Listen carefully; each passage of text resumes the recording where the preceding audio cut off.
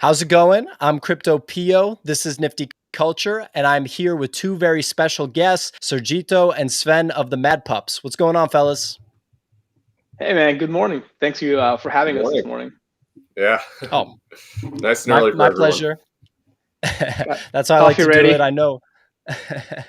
Got the coffee ready. I know Sven said that he was going to be hungover from the Knicks game, so hopefully we're not eating into your morning too much, Sven. No. I had a good breakfast this morning. I'm feeling good after the win, so we're good to go. Sounds good. Sounds good. So, I've been following you guys for a while. It's a real honor to be able to have you on and have this conversation. I wanted to kind of start with just like an intro to the Mad Pups. Could you guys kind of talk about, how the Mad Pups got started, what the kind of vision and the goal is, and, how things have been going? Sure. Yeah, you want Serge, to take you us want to in? kick it off? No, it's you're up. All right. So, yeah, I mean the Mad Pups. It's crazy. It was only a couple months ago that we all met, first met, at least the earliest iteration of the pups. We formed around the first. Well, I won't say the first because there may have been one before it, but when Mad Dog Jones announced his burn for his February drop, and that is kind of one of the events that I think really catapulted the NFT market fully into its initial bull run. I mean, it was certainly on an uptrend before that, but that, just caught like wildfire. A couple of us were talking, we all had, one of the pieces for the burn. And it's like, well, what do we do with this? Do we sell it? Do we hold it? And, I guess we were discussing amongst ourselves. None of us really knew what to do. I mean, I don't think even Mad Dog, he'd be the first to admit he didn't know it was going to happen. It was kind of an experiment, a very successful experiment in hindsight. And I actually couldn't sleep one night because it was probably after about 24 hours of talking about this. And I just said, well, why don't we just combine forces and redeem? And this is like the middle of the night I'm thinking about this. So this just shows how plugged in we all were back in February with NFTs.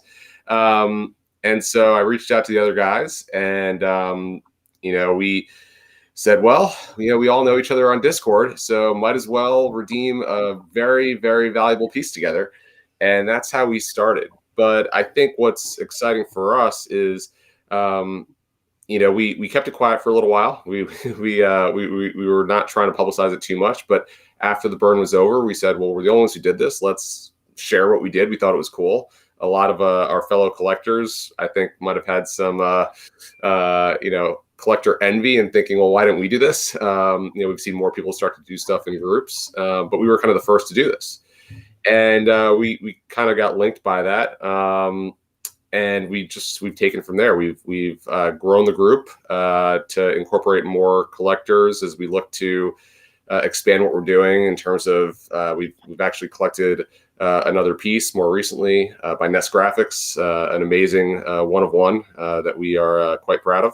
And we're looking at some other pieces, but also we think there's a lot of power in a collective. So I'll let Serge talk about that, but we're pretty excited now that we've expanded the group. About some of the possibilities that we can do next. Yeah, so looking at the future, as Vince said, we had some really good members. We had Will Savas, we had Darren OX, and Darth Vader, and we might be making some announcements in the coming weeks or so. Our idea is that collectively we can do a lot more together. Obviously, we've all learned lessons, and one of them is that going there by yourself, you get blindsided, or there's just so much ground to cover. And we do think there's a lot of opportunities as more established brands come into the space. Artists are looking for guidance. We've helped structure drops. So we've all taken what we've learned so far, and we're thinking of applying it into something that can really help push the NFT space forward as a collective. And also while doing some group collecting here and there. But that's kind of like our idea. It's every single day it's a dynamic thing, and we all have different inputs and it changes. We also added Bitcoin Berry list, but last but not least, And he's actually the collector that got the latest Fuck Render Planet. So we're really happy to have him on board as well. And it's just that it's a collective of collectors, and we're looking to help push the space forward.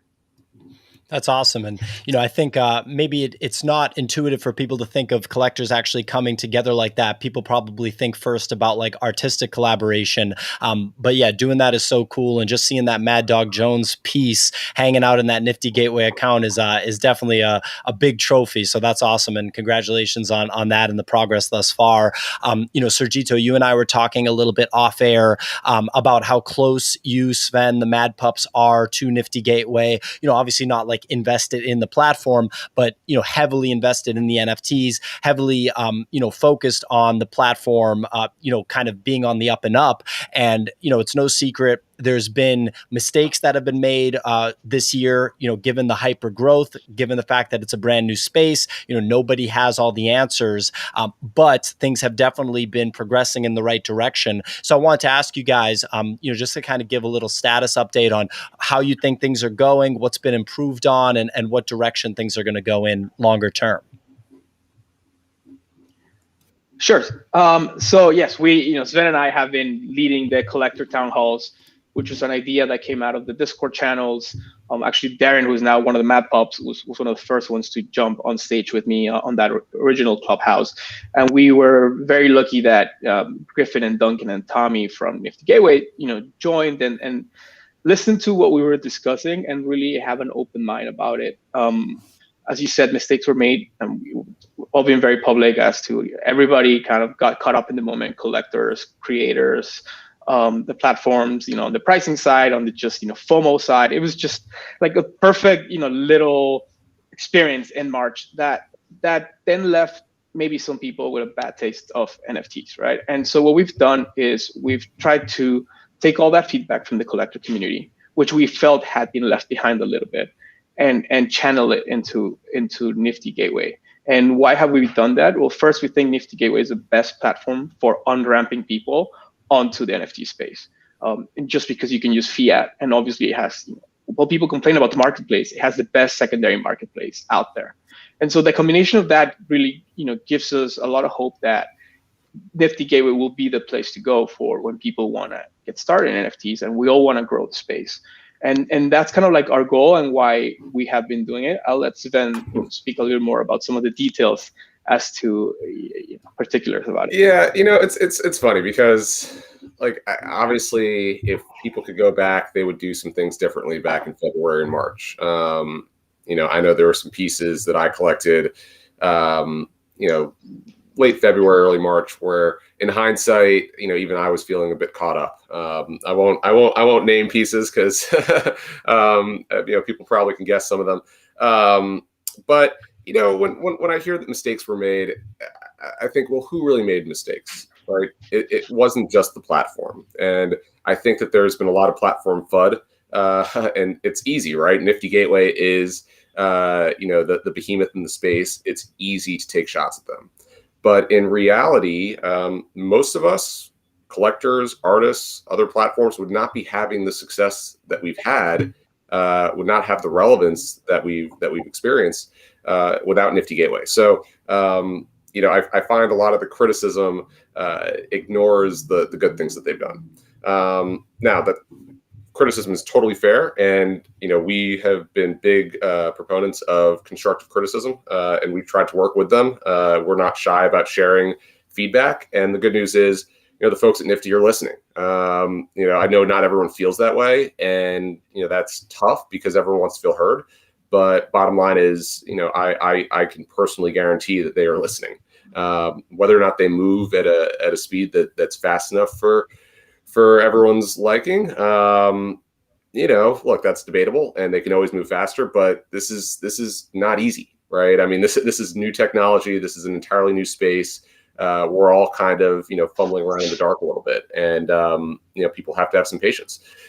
Other mistakes were made by collectors and artists. I mean, nobody was immune to this, and so what I think has been really positive is, look, people think that Serge and I are OGs because we were collecting a couple months ago, and in some ways, we are relative to someone that started a week ago. But we're all relatively new. I think what we got, though, if you kind of subscribe to the 10,000 hours theory, I don't think we have 10,000 hours of experience yet, but I mean, we were doing this nonstop for months, and we're not alone in that. And I think that a lot of collectors, artists, the platforms, everyone got a really good education and took a lot of lessons from that period, both good and bad.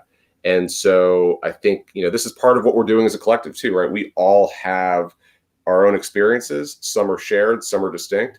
And we're trying to funnel this in a productive manner to help other collectors, artists, and platforms all do things better, because we all believe in this space long term. So, there's a lot of, I think, very exciting stuff that people will probably focus on in terms of what the platforms are going to roll out. I mean, Nifty, everyone is focused on when they update the website, right? And everyone's focused on, ways to boost the secondary. I think that people are going to be pleasantly surprised when they start to see, I mean, there's been no update to the website that has really substantially changed the user experience yet. That is coming.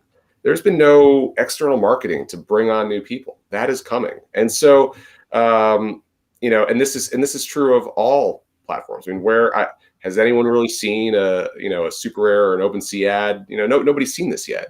Even Top Shot, which it's funny. I find that I actually started in Top Shot before I started collecting digital art, and then I ended up enjoying the art side of it much more. But they haven't done any marketing either. It's all been word of mouth still. So there's still a wide segment of the population that has heard about NFTs, has seen the Beeple auction, but still doesn't know what's really going on. And so there's a lot of excitement and opportunity, I think, personally, to start to onboard a lot more of these people. And where are you going to onboard them? I mean, Serge talks about this a lot, right? The pool of capital in crypto is limited, right? You have to grow that. And so it's not just onboarding new people who are already, crypto investors into NFTs. It's bringing on people who have no experience in crypto. It's bringing people on via, that fiat, on-ramp. That's how I started. I was buying on credit card. Maybe it was too easy, but that is, in my opinion, the bridge to more widespread crypto adoption is the ability to access NFTs. That ability for people who don't know what they're doing to access NFTs is pretty cool. Yeah, absolutely. And I think that that's something that doesn't get as much attention as it should. The fact that you can pop on a Nifty Gateway and buy an NFT with a credit card, which is so easy for anyone that lives in the United States, for example, and you need to have, no prior crypto experience to be able to execute on that. And one other thing I really like that you said, Sven, is that Nifty Gateway doesn't get talked about in a positive light when all of these complaints are being aired out. It doesn't get talked about that, again, they are the premier platform that when a celebrity, for example, has interest in an NFT, and I know that there's been a lot of shade thrown at those drops too, but the bottom line is when The Weeknd, when Eminem, when Paris Hilton, dropped NFTs, it was on Nifty Gateway. So I think that's, a big point that needs to be brought up when we're talking about the space and talking about the issues, but also the positive. So definitely thanks for that response. One thing that I wanted to talk about, and we kind of touched on it a little bit off air, is the future of NFTs in terms of like fractionalization, right? And so for me, being in the space also since February, maybe a little bit less time than you guys have been, as the weeks go on, as the days go on, it's becoming clearer and clearer to me that there's a little bit of maximalization with CryptoPunks, for example. And I'm starting to look at CryptoPunks, and if I'm thinking as an investor, maybe fractional shares of a punk is the best way for me to invest my money in the NFT space. Because let's be real, many people are looking at this space as an investment opportunity. I know Sergito's a punk owner. Could you guys talk a little bit about what you think about that, fractionalization in general, and maybe specific to CryptoPunks also? Sure. So, first of all, yes, a lot of people, or most people, are looking at it as an investment, and we'll continue. Well, none of this is investment advice. I think just life advice is to not put in money that you can't afford to lose. That's just, straight up, don't FOMO in with your life savings into anything. And now you're telling me that. But so fractionalization. So what's great about NFTs, right? NFTs, anybody can have access to them, and any artist can have access to the pool of collectors, right? There's really, you can talk about curation and platforms, but at the end of the day, there's plenty of places where artists, creators can mint their own NFTs and find collectors. Not everybody will have the same success, but it really opens up a world of possibilities for creators and collectors. Now, talking about the collectors, right? There's really, really interesting pieces like punks or just some higher end one-on-ones where the average collector will not have either the opportunity to buy it because it's already been collected, or the capital to take it off somebody's hands that already owns it. Some of the OG pieces by like Xcopy, Hackatao, Figosius are trading in the hundreds of ETH. And so fractionalization will really open up that opportunity for smaller and medium collectors to participate in those pieces. Obviously, if the current collector is willing to go that route, which I think it also unlocks value for the current collector, and it also will act as a way to again bring in more people into the space. Right? If you were able to own a small percentage of the Mona Lisa or the Venice Milo or David, you probably would be interested in that, and that again brings in new capital, new eyeballs, new ideas. So personally, I think fractionalization and then collective DAOs, that's going to be the future big driver of the space. Again, it's only been a few months, so it feels like we've spent every living hour of the last 3 months doing this and getting gray hairs, and it's been a decade, but it's only been a few months. And as far as punks go, it's the same idea, right? Punks are the OG crypto art project. Obviously, they've had a massive rally. I paid 6 ETH for my punk in early Feb, and then the week later they had doubled. And so they go through cycles just like anything else. But again, there's people that missed the original opportunity to get into punks under, let's call it 6, 7 ETH, which even so would have been expensive for a lot of people. And so if there's a punk that is being fractionalized, it allows smaller collectors the opportunity to participate in that OG project. And again, it gives them buy-in. And I think Sven and I have connected a lot because we're both big believers in getting more and more people to buy into the space, right? You're like not, there's people that have 20, we know punk owners have 20, 50, 100 punks. Like they're already in it, right? We want the person who's like, oh my God, I love that, zombie punk. Can I buy 1% of it? And then that's going to bring me into the ecosystem, and that's where fractionalization really will pay off for all of us, I think. And one thing I like about fractionalization too is, and there's different ways that you can approach it, but I like the idea that it's bringing collectors together in a way that they act intelligently. They act, there's a lot more power in group actions than I think people realize. So when I look at a limited edition piece, and it doesn't matter where it's released. Let's just say there's a Nifty drop, and an artist puts out a 1 of 1, and they also put out an edition of 50. Well, in some ways, right, an edition of 50 is fractionalizing that piece, right? It's the same, and you just have different editions. But then everyone is acting like they don't realize that they have this fractionalized ownership of that piece of art that's been put out into 50 editions. And so, people act in, very self-interested ways. There are still a lot of investors. Well, I think everyone is to some extent an investor, but there are a lot of flippers and speculators involved who can really hurt the value of that piece. As opposed to, let's say we got a group of 50 people together to buy a 1 of 1.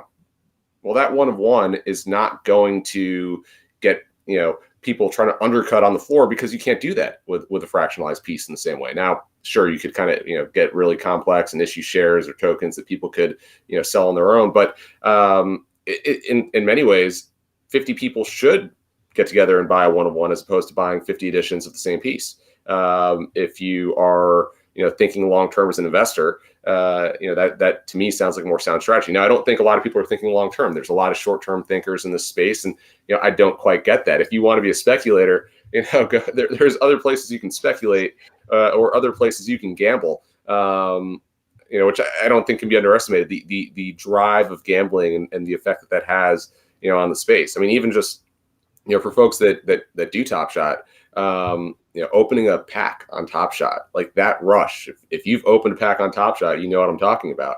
Where you don't know what you're going to get, and the pack opens and it's really exciting. Same thing on Nifty when you get a pack drop. You don't know which piece you're going to get. I mean, why people are overpaying on some of these pack drops, hoping they get the one rare piece. It's gambling. There's a lot of that in there, but collective actions as a long-term investment, that's very smart.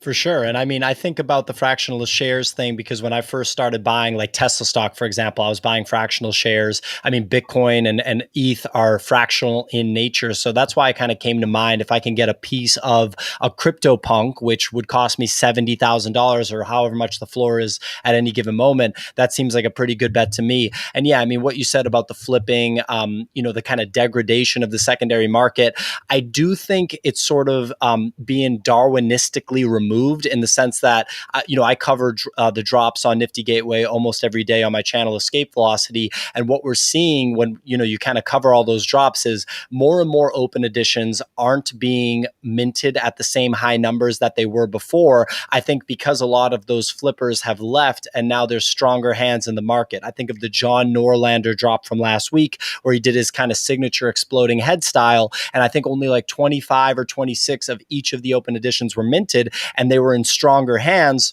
So finally, it's been a while since we've kind of seen just like a run-of-the-mill open edition drop actually appreciate in value. So yeah, I mean, we'll have to see more of that. And, one thing I wanted to ask you guys about, and this is kind of based on the market at the macro level, is I do think that there is a bit of a marriage in a way to the crypto market when you're looking at NFTs. And I think I wouldn't be surprised that for the short to medium term, if we're either already bottomed in the secondary market for NFTs or if we're still in the process of bottoming, because, let's be real, things have not been going so well for pieces that were doing very well before, Victor and Victoria, Bitcoin Angel, all these different pieces on Nifty Gateway.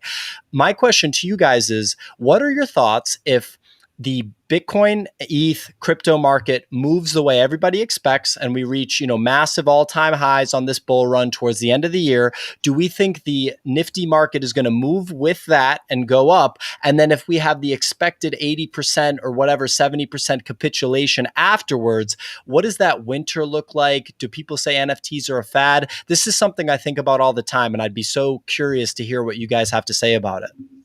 Well, I think we already got kind of like a small sample of what happens, right? So when ETH is running hot, people see any other investment as an opportunity cost, right? What's the opportunity cost of spending an ETH today if it's going to go from $2,000 to $4,000 in a month?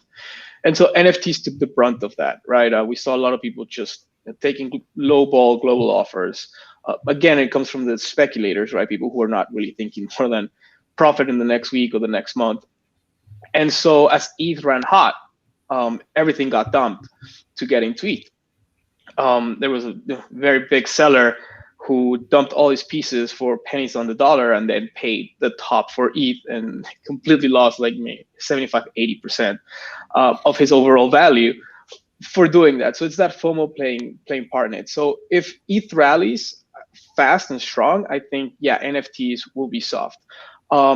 If ETH sells soft like it did last week, down 50%, I think NFTs act as a store of value, in dollar terms at least, right? Like a lot of stuff didn't really come off the same. There's a lot of stuff that actually retains value pretty well. But then as ETH gets really, really, attractive for entry levels, again, people rotate out of NFTs into ETH. I think that the relationship is not linear. There's not a linear correlation. I think it's more on the rate of change. So depending, like if we get a few months where ETH is, range bound and stable, where people don't really think, okay, ETH is going to move another 40% in the next month, I need to go look for other opportunities outside of the tokens. Then that's when we might get another big run in NFTs. But again, it's just speculation, and I personally don't think that is the healthy driver that will help us push the space forward. But that's what I've seen. I don't know what you think, Sven.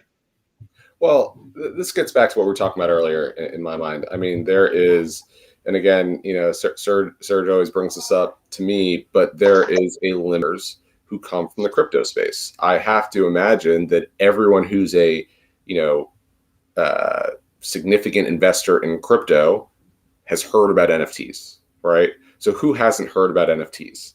I think that if you just focus on the universe of crypto investors, then over time, right, it's NFTs could go to zero, because you'll just keep getting caught up in this cycle, and it will, eventually move lower and lower and lower as people keep rotating out to FOMO into, ETH at probably the wrong point in the cycle. You have to expand the universe. And so again, I come back to, that fiat on-ramp, the ability to purchase NFTs with credit card, as a way to get your initial exposure to the broader crypto space is going to be really powerful. And that, to me, I think is the future. I mean, we already see this. We see companies, what was going around the other day, GameStop, right? People were having a lot of fun with that, with their NFT, plans, and who knows what that might become. But I think everyone is pretty much aware of this, in our space. The conversations that people are having outside of the crypto space is, how do we get into NFTs? That is what's going to drive the next wave. And so to me, whether or not there's a correlation, short term, medium term, I don't want to predict that. And I don't think it matters, to be honest. If we get a winter in NFTs, great, because I will be buying as much as I can. And I think a lot of other collectors will be buying as much as they can, and they'll sit and wait. And so, it's going to depend more, in my mind, on who follows, right? Who is sitting at home right now, or hopefully going outside right now that, lockdowns are over, and he's a punk, billboard somewhere says, what is that? Right? Like, let me go look that up.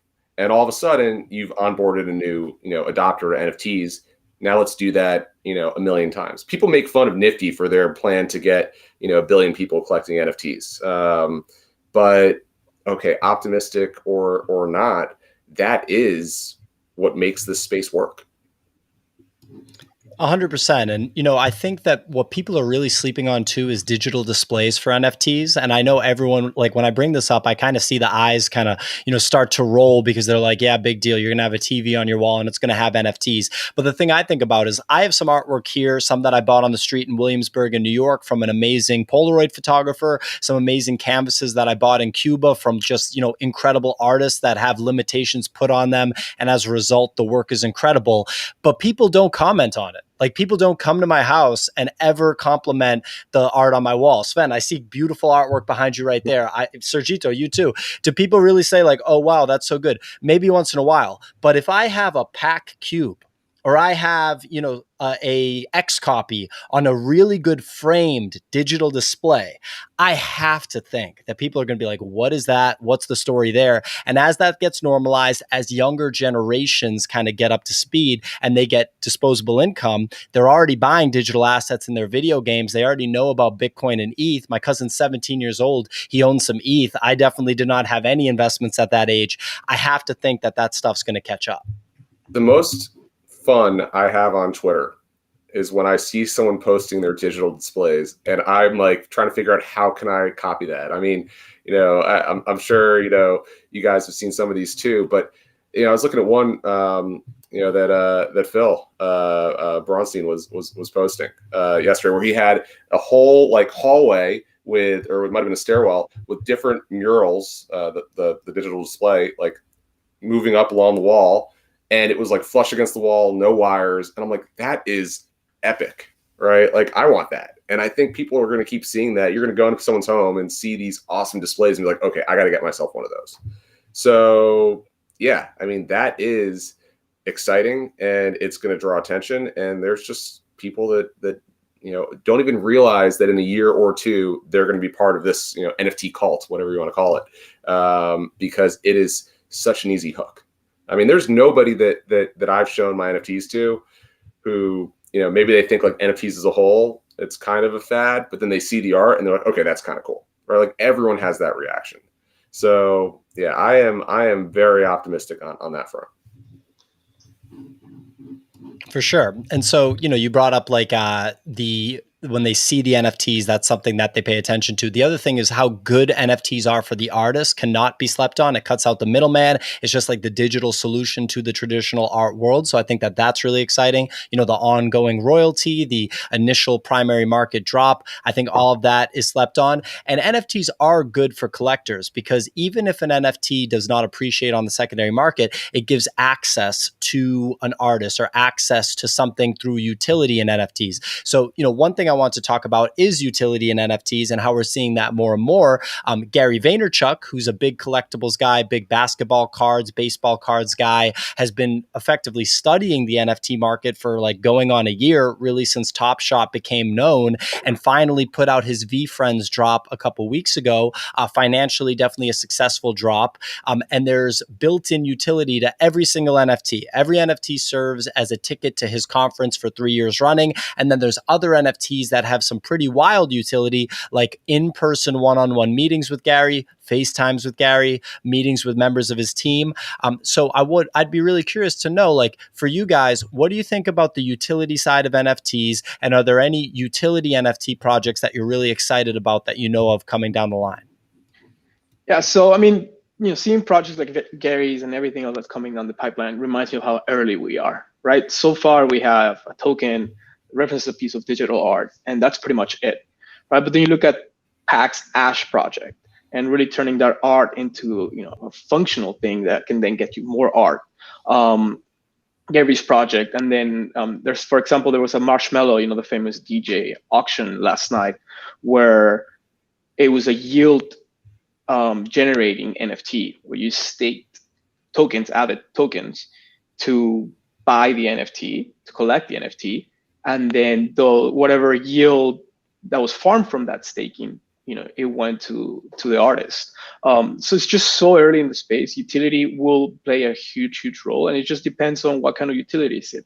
You know, it's disappointing that a lot of the musician and DJ drops on Nifty Gateway were like kind of just, you know, cash grabs.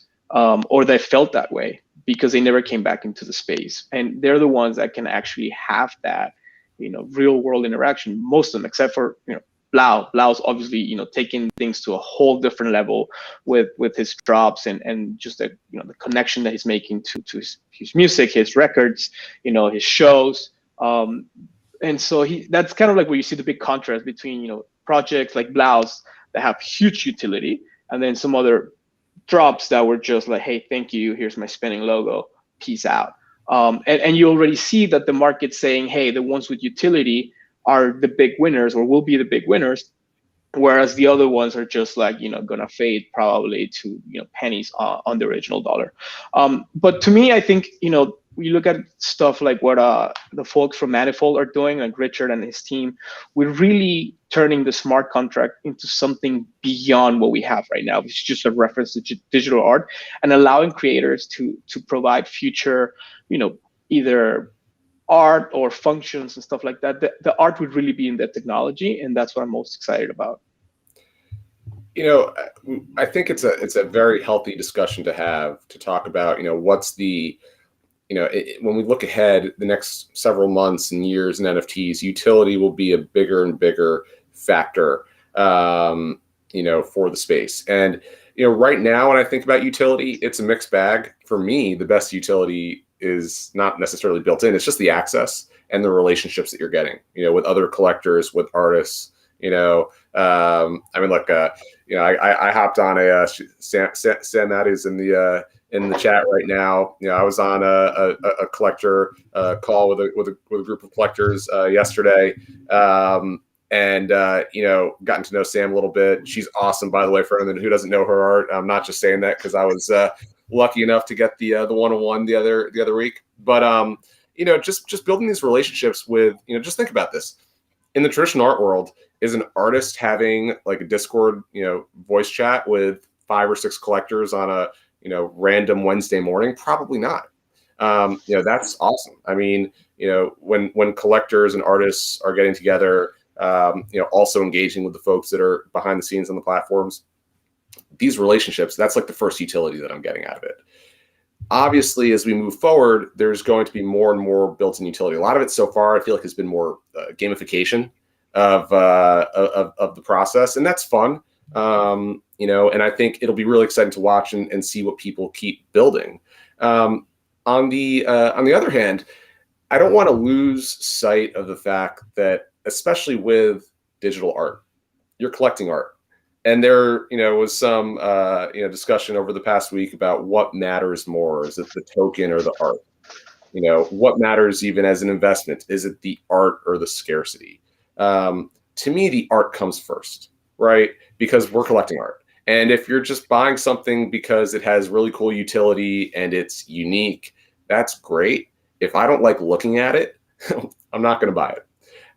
So it's still about the art, and let's build around it. And there will be NFTs that are completely outside of art. And that, art is the first segment of the market to really develop alongside Top Shot, right? I guess collectible projects, I think of them as being associated with art because there is an artistic element to them. I think we'll see, there's been nothing done so far in like literary NFTs.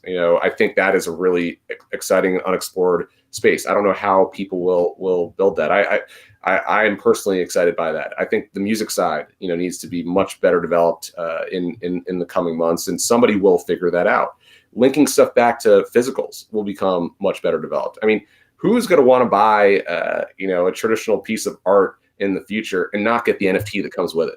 I mean, why would someone do that? So there's a lot to come, but right now it's about relationships.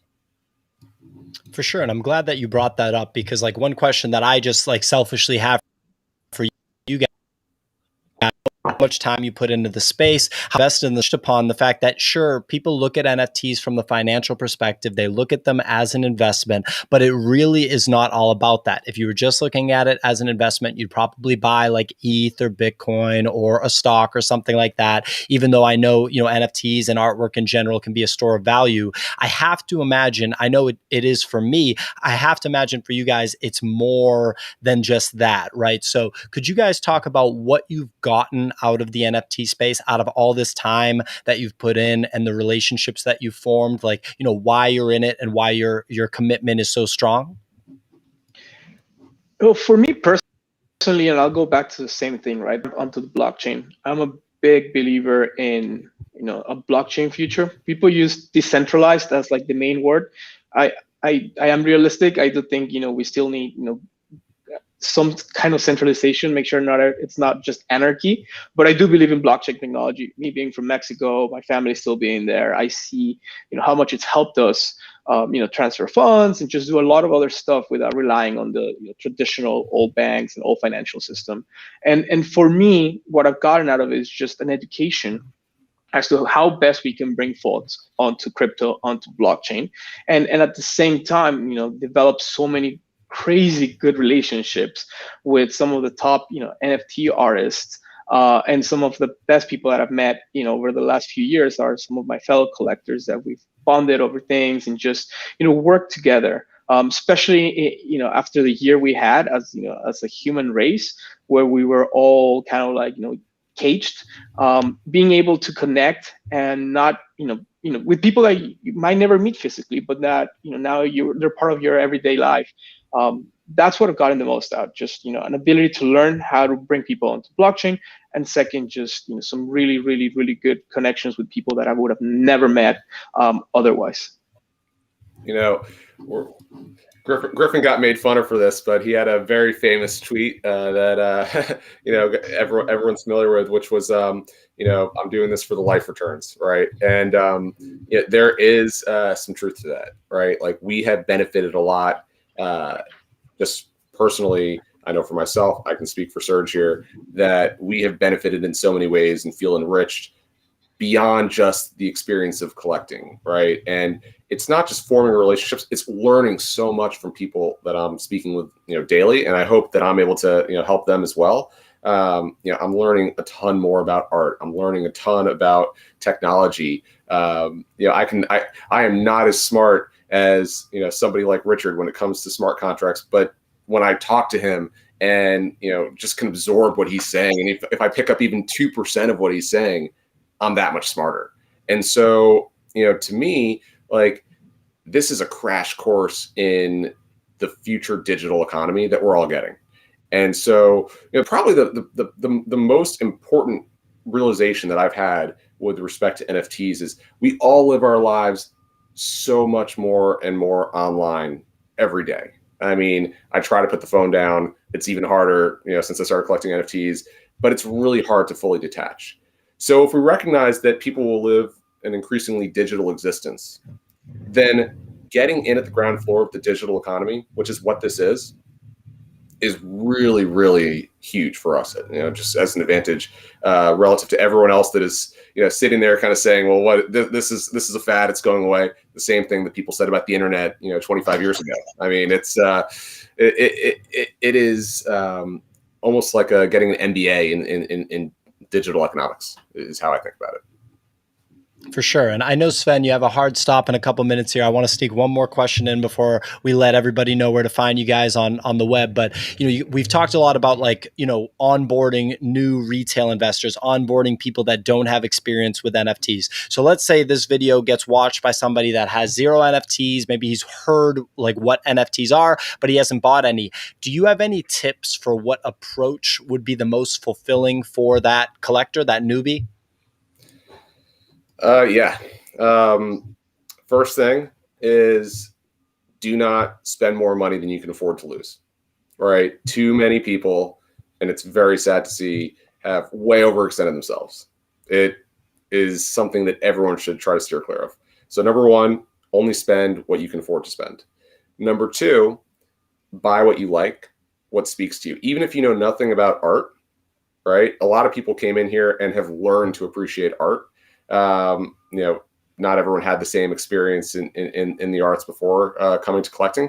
But if you buy something that you like, at least that's one person that likes it, right? And you can appreciate it, and it can sit in your collection. You can feel, really proud to have it there. There are pieces that I just love, and it's honestly, it's challenging because I'll never sell them, right? And so people think of some of these as investments, and then you realize, well, I can't sell that. So if you love something, you can't sell it, buy 2 of them. That's another thing I'd say. And lastly, go slow, right?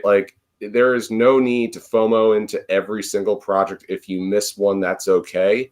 Go slow, learn along the way. Don't be afraid to reach out to people.